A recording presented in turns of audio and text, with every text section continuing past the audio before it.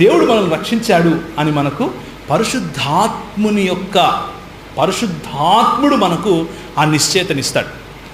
ఒక్కసారి ఆ నిశ్చయితను పొందిన తర్వాత మనం మళ్ళీ కుక్క వాంతికి వెళ్ళినట్లు మనం వెళ్ళామనుకోండి, మాటికి అప్పుడు కూడా దేవుడు ప్రేమిస్తాడు నిన్ను, అప్పుడు కూడా ప్రేమిస్తాడు. అయితే రెండో ప్రశ్న ఉందే, నేను ఎదుగుచున్నానని ఎలా తెలుసు? మీరు మాటికి వెళ్తున్నారనుకోండి, ఎదగటం లేదు అని అర్థమవుతుందా? మాటికి వెళ్తున్నారనుకోండి, ఎదగట్లేదు, తిన్నది అరగట్లేదు, యాక్చువల్గా తినటం రావట్లేదు అంటే నమలటం లేదు అని అర్థం. అంటే దేవుని వాక్యం చదువుతున్నావా?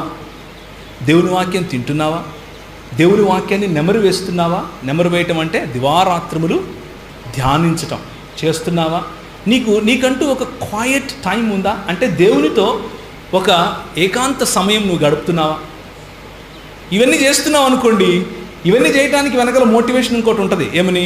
నాకు పెళ్లి కావాలా, మంచి భర్త కావాలా, మహేష్ బాబు లాగా ఉండాలా, లేకపోతే సూపర్ భార్య కావాలా, ఇలాంటి మోటివేషన్స్తో వెనకాల మోటివేషన్స్ పెట్టుకుని మంచి ఉద్యోగం కావాలా.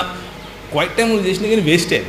క్వైట్ టైం ఎందుకు చేస్తారు? ఎందుకు ప్రార్థన చేస్తారు? ఎందుకు దేవునితో సహవాసం కలిగి ఉంటారు? అంటే దేవునితో సహవాసం కలిగి ఉండడం కోసమే కలిగి ఉంటారు. దానికి వేరే మోటివేషన్ ఏది ఉండకూడదు. కేవలము పరలోకం కూడా కాదు మన మోటివేషన్, గుర్తుపెట్టుకోండి.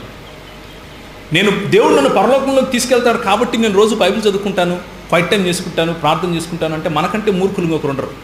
ఎందుకు అంటే క్వైట్ టైం చేసినా చేయకపోయినా ఆయన చేసేది చేస్తాడు. మనం చేయాల్సింది ఏంటంటే ఆయన ప్రేమించాలి. మనం ఆయన్ని స్వచ్ఛ బుద్ధితో ప్రేమించగలిగితే మొదట ఆయన నీతిని మరియు ఆయన రాజ్యమును వెదకుడు, మిగిలిన ఏమైతే జగ్ మార్కే పిచ్చాయగా దానంతట అయ్యే వస్తాయి. మనం ఏం కష్టపడాల్సిన అవసరం లేదు.